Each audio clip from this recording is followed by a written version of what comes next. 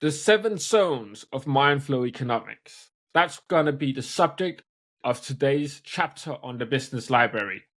And I have Dr. Charles on here because I haven't developed them. I'm actually quite curious about them myself, so I won't say too much about what they are about because I'm probably going to say something wrong.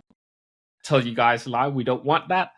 So, Charles, what made you come up with the 7 zones and just how did they come about, just as a bit of an intro for everybody listening, including myself? Sure.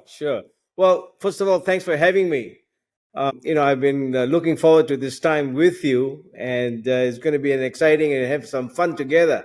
But my background is I'm a plastic surgeon, and so everything that I do stems from the word creativity. All right, but because I have a past, all of us have a story to tell, and if it's a big story, then you're going to make sure the whole world hears it. And so my background of growing up was a very dysfunctional family background. All of us have stories, but I lived in a bubble mass, which is really it was a reactionary type of mode bubble where everything that hurt me, I lived in that space because it was always, more than having good responses to what was happening around me. So I developed a lot of wounding in my growing up years. My childhood was never smooth. And because of that, I was all the time running away, running away from what I did not want to be. And that was my biggest fear, was becoming like my father.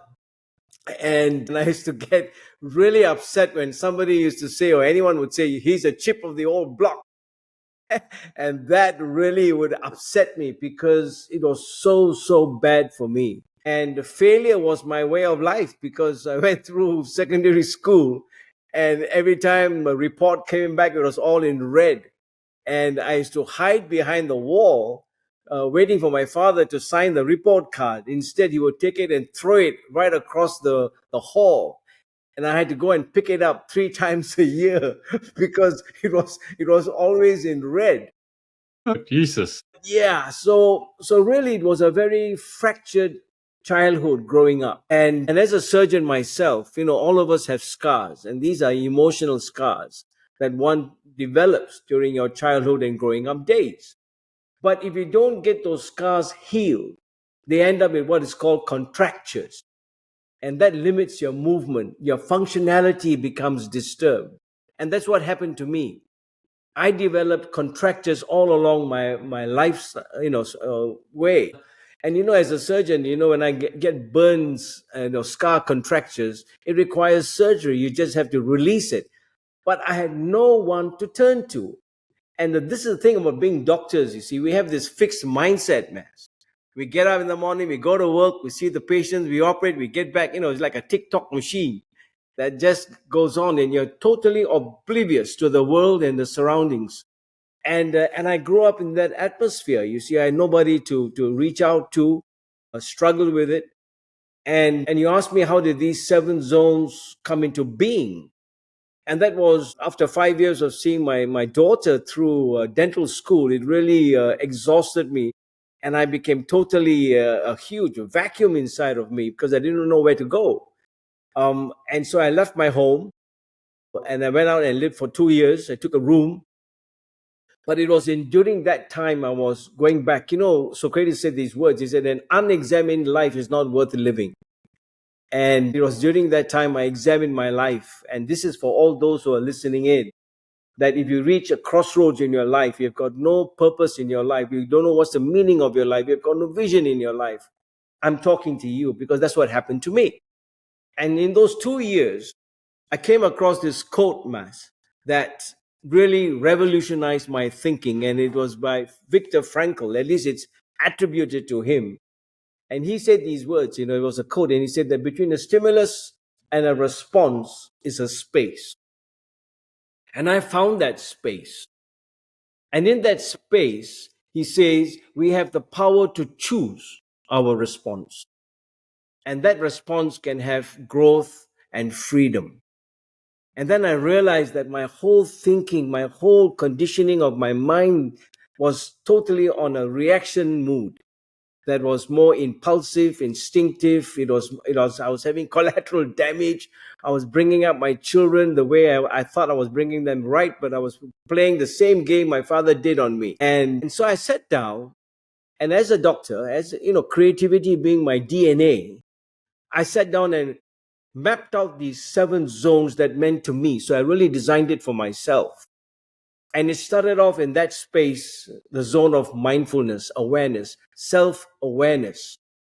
Who was I in that present moment? What was my calling? And I think a lot of my life was when I was called by God nearly 20 years ago. And so I'm a big one for visionary. I'm a visionary. Visioneering for me is the real prime motivator for where you are to where you want to go. And I found that vision, without vision, when there is no vision, everybody perishes. And I was really going through a dead end, mass, because I didn't have a vision of my life until I was called. And that's when I founded the Asia Pacific Consultation on Discipleship. Okay. So I wrote these 7 zones, and basically it's a powerful kind of ecosystem that puts 7 zones of responses so that your response in life are mindful responses. Remember that, in the words of Jonathan Lockwood, he says that our lives are defined not by our challenges, but how we respond to those challenges. And I realized that all the stimuli, the challenges in my life, I was reacting more than responding. And that really revolutionized my thinking. So I took the words creative, because creativity is the currency of the brain. It's a currency of the universe, you see. For me, everything in the brain works on creativity. So I took the words creative, and with each letter, I wrote down the zone. So C is creativity, R is resplendence, and I'll explain it to you. And then E is emotional spirituality, A is awareness, T is tolerance, I is intention, V is visionary, and finally E is the operating system that gets these 7 zones going, called ergonomics, which is really the science of work efficiency. How do you get your brain working efficiently so that at the end of the day, you still have energy and don't burn out and don't have mental exhaustion? So really, it is a reaction operating system that delivers mindful responses so that we make real good choices that matter to both performance and the abundant life. Basically, that's what it is. So it's a reactionary operating system, and I think it's magic for those who are really caught in the blue, and in this bubble of reaction. Can you quickly run us through like the 7 steps, just one after the other, so everybody has it? Yeah. So as I said, it's the mnemonics comes from the word creative. So Yeah. creativity is the first one, because that is really the currency that the brain operates on. Because you come up with an idea, you're all the time creating ideas. But ideas to me have no value unless they have value to it. You take it to the marketplace and they become innovation. So Yes. innovation is the growth of any engineering process. So creativity is the first one. The mind is always in a creative mode, okay? And that's a healthy mindset to have. Because the moment you tap into the zone of creativity, you're thinking out of the box. You're thinking out of your mind. And I believe in this M formula, mass, which is, what's in your mind, you fix it, but don't live from your mind. Take it to your heart, because that's where manifestation takes its residence. All right. So that's very important for me. The M formula, mindfulness and manifestation. So that's creativity. That's the currency that the brain operates on. So you're always in a creative mode. And then R is resplendence. That's my go-to zone. I mean, in the hospital, we have all different types of zones: yellow zone, red zone, green zone. So we live in zones, all right? And I'm a big believer in systems, you see. So perform resplendence is the wow.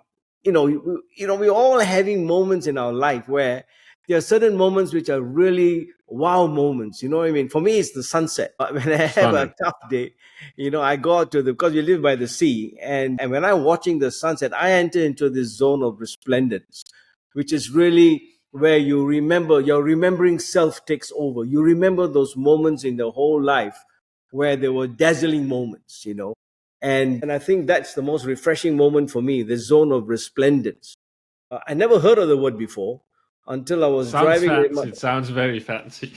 Yeah, because I was in the car driving back from work, and then I looked up at a billboard, and it was a hotel. It was a big mall that was promoting a spa, and they were saying, "Welcome to the resplendence of this place." And I quickly Googled it, and it was majesty, and I realized that there were so many moments in my life which I can remember were really dazzling moments until today. I still remember there was a time when I was coming back from a town. This is about like 20 years ago, and I still remember. You see, Daniel Kahneman talks about two sides of the self: the remembering self and the experienced self. And we stopped. It was about midnight, and we got out, and the sky was just punctured with stars, and there was not a single dark spot. Can you imagine? Until today, I can recall the date and the day, because it was so that's resplendence. And I believe that if we can really tune ourselves into that kind of a zone, we will be so charged for the next day and refreshed and re-energized. Okay, so that's our E is emotional spirituality. And I think it's very important that we have spirit man balance in our life. I hear so much about work life balance. I worked for 40 years in the marketplace as a surgeon. And for me, when you talk about work life mass, if there's no spirit man, it's a plank. When I go and do my exercises, the guy says go into a plank mode, and that's really for your core. But when you talk about life, if you don't have a spirit man in the center, there's no fulcrum, and that's really what keeps us spiritual beings, as we all are, in balance. That's the harmony within. And so, if we don't feed your spirit man, you'll find that you're living a very dull and emotionless life. Okay, so that's basically emotional spirituality. How do you really zone in into your emotions, but always mindful of the presence of God, the spirit man in you? Okay, and that feeds you into the awareness zone, which is A. And awareness, self-awareness is very much like mindfulness, as being mindful of the present moment where you are, and that helps you make a mindful response, because then you don't trigger off your reaction mode and then starts hurting people around. So self-awareness is that mode, which is A. And then after it comes T, which is tolerance. I'm still working on all these zones because I could never tolerate people around me. I would always flare up, and people would say, Charles, why are you such an angry man all the time? Until someone told me it's better to be happy than to be, right all the time, because I wanted to be right. That's my personality, right? Yeah, you can sometimes it's right or happy. That's the two choices you have. Absolutely. And so when this person said, it's better to be happy than to be right all the time, and then I realized I'm on the wrong mode, man, that kind Yeah. of thing. And I was hurting myself. And then I is intention, which to me is the most powerful zone, because the intention means decision. You're making your decisions. What is your intent in life? If we don't have that intention to really succeed and end up with your vision completed, you're failed in yourself. So intention is important, because then you start examining yourself. Why are you doing what you're doing? And why do you get up every day? And so I always say that when you get up every day, keep the three beds in front of you, BED, the mnemonics for build your system, engineer your vision, and then define your future. The whole thing is so very important to define your destiny.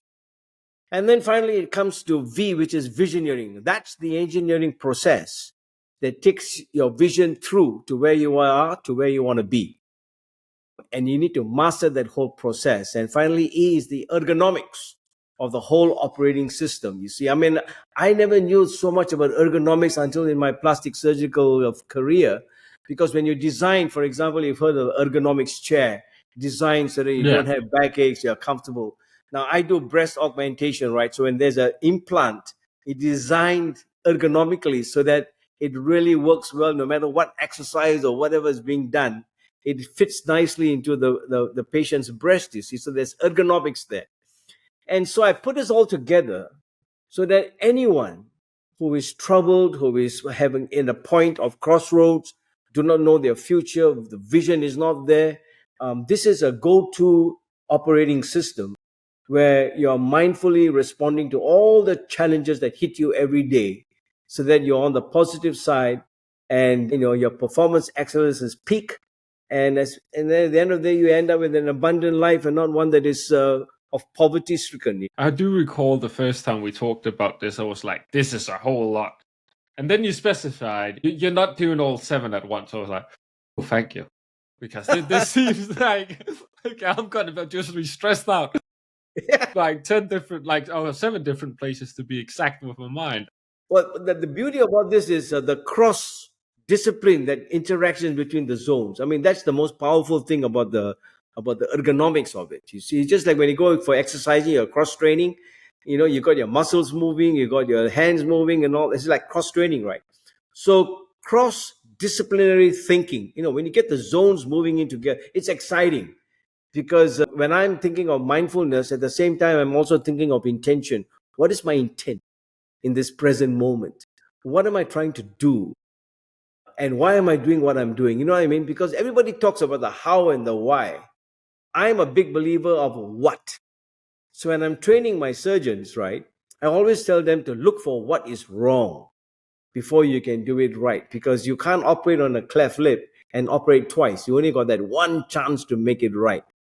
And so I believe that if we spend our time asking ourselves, what am I doing wrong that is keeping me away from this flow of life? And that's why I came up with mind flow as opposed to mindset. And this is something that, it's exciting. I think it's creativity in elegance. And one word you mentioned multiple times is systems. Yeah. And a great thing I think you said, I've heard you say it a couple of times, is building systems, not setting goals. I can't remember if you flipped it. Well, that's But why it. is that so important? Well, because my background is building systems, because in the medical field, the whole body is full of systems. There are 11 operating systems. And all the time we are building it. You see, when someone comes and has a problem with the nervous system, we are building that. So a system is more accountable, it's more structured, and you can monitor it as you progress along the way. You see, so you can have somebody with a very weak muscle imbalance, and then when you start working on paces and you have a system there, they build up the strength. So too with the brain. The brain has got its own brain power, and you can build it up as you have a system of doing so. But goals, all my life I've had goals, and I'm always shifting the goalposts. You see, so True. and goals are usually 6 months, 1 year, 2 years. They're all short-term goals. But when you build a system, it's for life. And this is very, very important for people to realize. When you build a system for yourself, for example, this particular life zone system, it's for life. It takes you from where you are to where you want to be, but it requires skills, and it requires this one word mass, practice.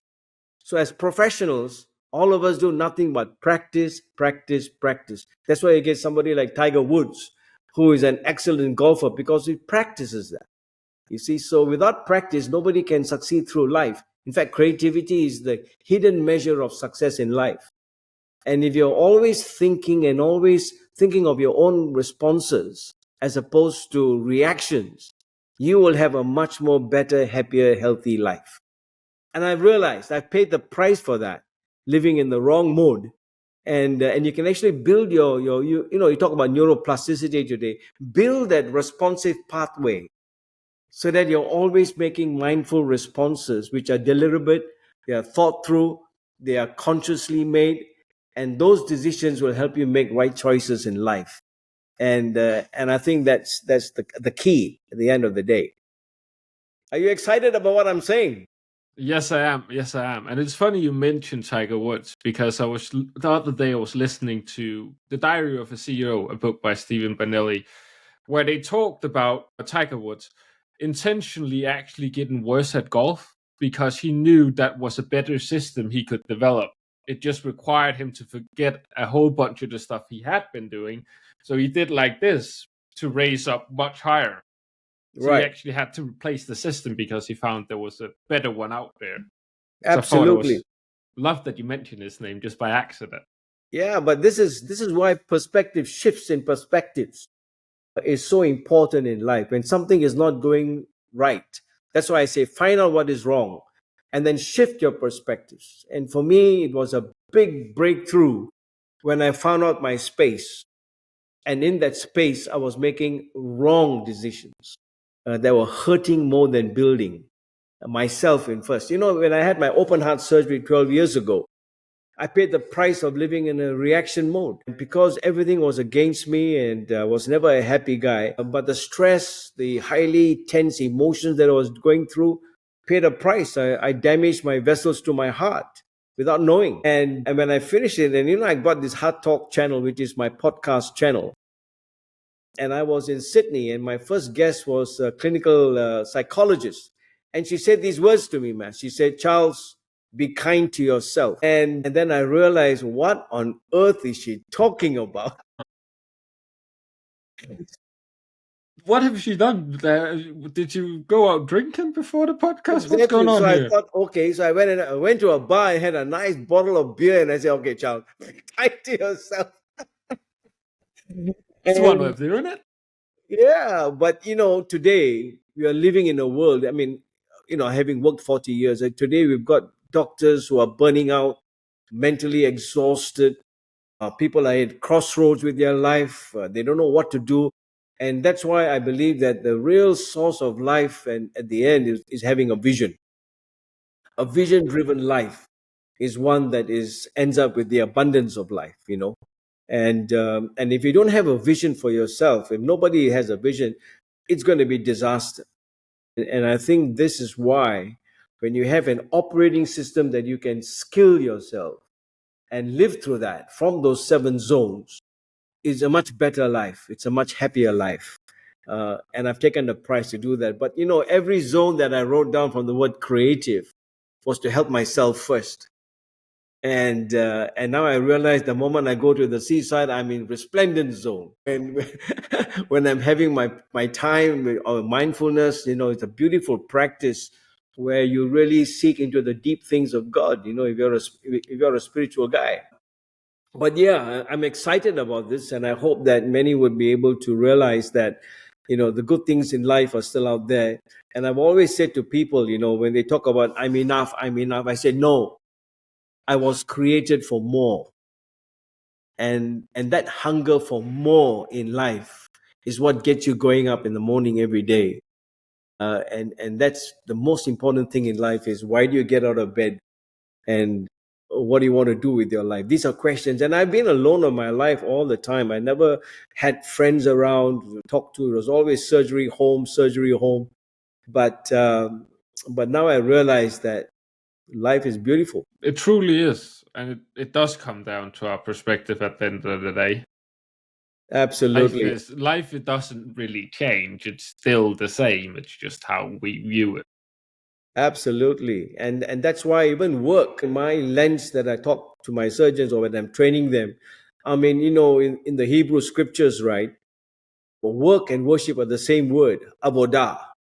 It's how you approach your work. And if you realize that, the greatest gift in life, Mas, is the ability to earn. It's ability to work. It's the greatest gift. And if I had a choice between being rich and being wealthy, choose wealthy. Yeah, please. Thank you very much. And everybody talks about mental health. I said, no, it's mental wealth. The brain is such a fascinating organ that we can actually train it, and be the boss of your own brain. And actually, I've learned a lot from my Heart Talk guests. And I realized that there's more to life than just, going to work and back home. But the question is, how do we make the right choices in life? This is That's the always essence the of. question. It's always the question. And I believe right now that the way to get there is by mindful responses. If you're very careful about the way you think through your responses as opposed to reacting it, you'll make a much better choice. And I can and I get think behind that. pardon? I can get behind that. Yeah, absolutely. And this is why it's a pleasure to be able to share this with you, because I came up with this thing called the Chi transformation factor. And that is, we all talk about hope. For me, hope is a currency of the future in the present. And so when you put creativity and hope together, that's where innovation comes into being. And so the CHI factor is where the whole process of living is in harmony with itself, you see. So creativity is really something very important for success. Now that we talked about the system for like 25 minutes, something close to that at least. How would the person sitting there out listening, how would you recommend that person to go out and start utilizing this system? Well, I think they first need to recognize where they are, what's wrong. And that's what I did with my own life. I sat down and wrote down what's wrong. Where's the block? At what point in my life now do I need to make a decision to change my life's pathway? Until you realize that you've reached that point and there is a return to life. There's no such thing as point of no return. And the question is to recognize what is going wrong. Be honest with yourself. Mirrors don't lie and shadows never leave you. And when you look into the mirror and realize, I looked into the mirror and realized what a rotten human being I had become, because I was molded by my own scar contractures and I couldn't think out of the box. And that's why Mindflow Ergonomics came, because you fix it in your mind about the good things of God, but you got to take it to your heart. You live from your heart. So if anyone is listening in and they say, yeah, this is it, I'm blocked, I don't know where to go, I've got no future in my life, I don't see my vision, this is why they need to come into this system and really work at it, get skilled at it, practice it. No matter which zone you're in, you will realize it's like a cogwheel, you see, and each one plays into the other. You could come into the intention zone where it comes to decision making, and then you realize, what is my intent? Do I really want it? That hunger for want and more. And then they can go on from there. So I think it's really recognizing where they are at that point, and then realizing there is a way out. Just a few months ago, Matt, a senior clinical pathologist here took a life, allegedly because of working environment. Everybody wants a safe environment to work, but the only safe environment that I'm concerned about is ourselves. And if you don't wake up with the right amount of thinking positively about yourself, that you'll be able to go through the day, you're in for trouble. And that's why I always say, build a system when you get up. And that system is the response operating system. How am I going to respond to the challenges of the day? All right, that's very important. And once you're in the right mode, then build that mode. Don't let the reactive mode come in. Daniel Kanahan talks about systems 1 and 2. So this is system 2. Build it, you see, and make that your main go-to goal. That any challenge that comes in, it's not about our challenges. We are not defined by these challenges. We are defined by how we respond to them. And I think that if that attitude of approach comes in, I think there'll be much better people in this life. I love the emphasis you put on practice. Like, you're practicing this system, because I think, including myself, a lot of us fall mistake or fall off. This is not working. We've done it for a week. It's new. Surprise, Right. surprise. Things normally don't do that. It would be kind of a miracle if it did. Right. And then we go into that negative spiral, probably because we haven't built a very solid system or foundation for that system to thrive on. Right. Absolutely. I mean, this is why, as professionals, the word practice is part of the DNA. You can't become a professional if you're not. So that's why I always tell intellectuals in the marketplace, they can become mindful geniuses, provided they know how to handle the challenges of the day.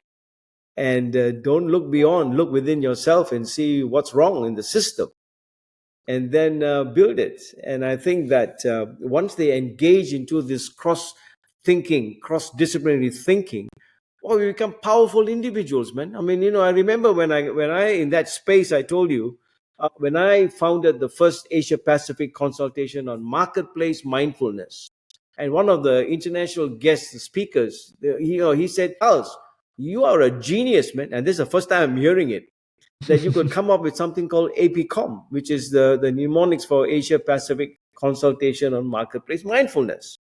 And then I realized that all of us have that brain, we have created in the image of God, and that we don't use our creativity enough to help us live this life. And I think this is why, there's so much out in the marketplace that promises everything about finance and all the big blisses of life. But to me, Like the body is the best pharmacy in the world. Your It brain is, produces some wonderful drugs within it. You're right in saying that. it's the best pharmacy. Heal yourself. In other words, we have the mind to become a genius in the marketplace.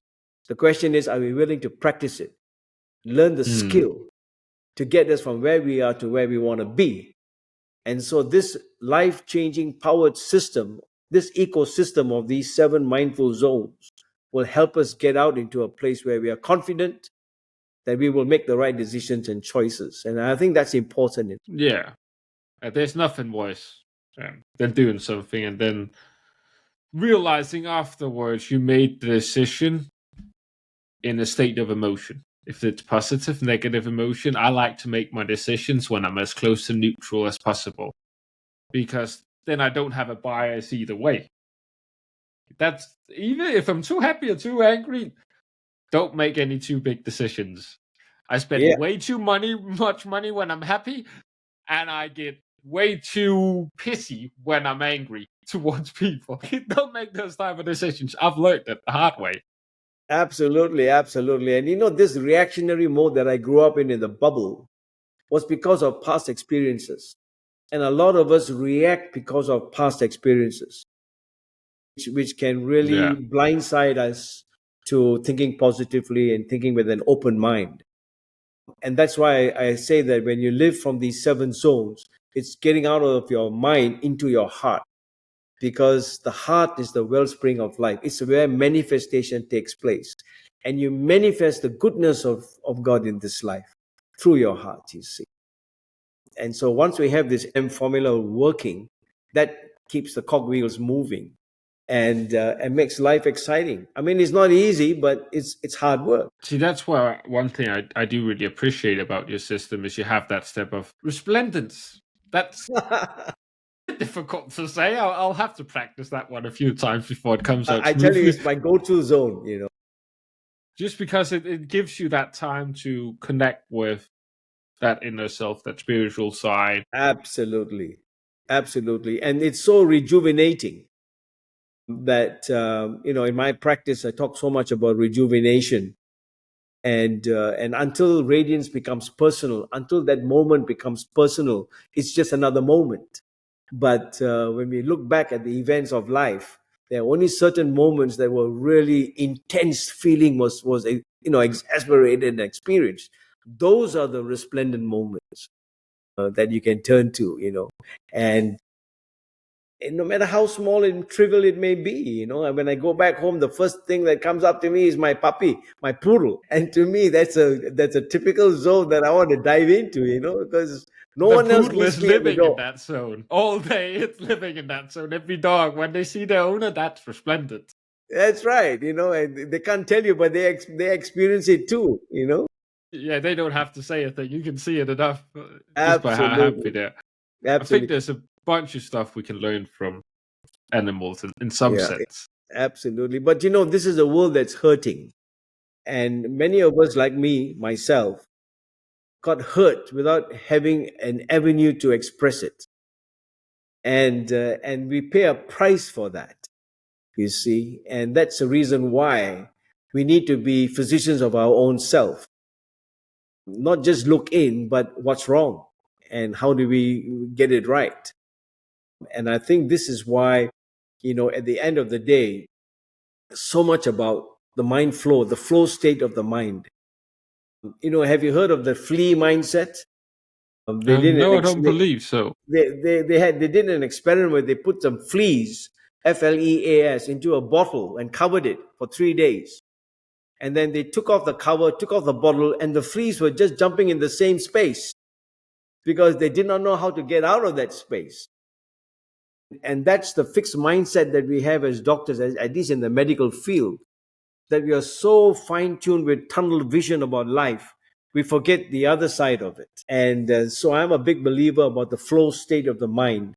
And that equals to the skills, you see. When your skill and your challenge match, you're in a state of flow. All right. If the challenge gets too high and your skill is too low, anxiety comes in. All right. And if the challenge is too low and your skills are too low, it gets boredom. Yeah. So when you keep your mind in that flow state, it's exciting, and that's why I lived with this fear for so many years. I didn't want to become like my father, and I ended up becoming like him because Because you only thought about that thing. there you go. And so fear takes a big hand on you, and because of that, I was so hard with my own children and scared that they would become like him and that kind of thing. And ultimately, I was just living another second life until, of course, there was such a vacuum in my life, and I met God, and He filled it. And that's where my whole perspective today is through the lens of spirituality, that you have a greater purpose in life, and that's very important. And that's why the word calling is also very, very important to all of us in life. We are called to where we are, and the question is, what do we do with it?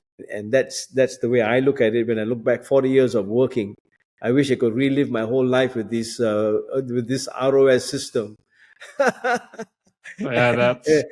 you those know, moments come throughout life where you're like, should have known this from the start. That would have made things a lot better. yeah, and I think these 7 zones. I mean, the way I look at it, and I would appreciate your thinking of it. It's a powerful response mechanism where anyone can tune into any of these zones. It's just like, for example, you go and land up at the airport and they've got a smoking zone and a non-smoking zone. And if we have become so attuned to know which zone to go to, because if you go to the smoking zone, the end result is lung cancer. So same with our lives. We live our lives in the wrong zones, you see.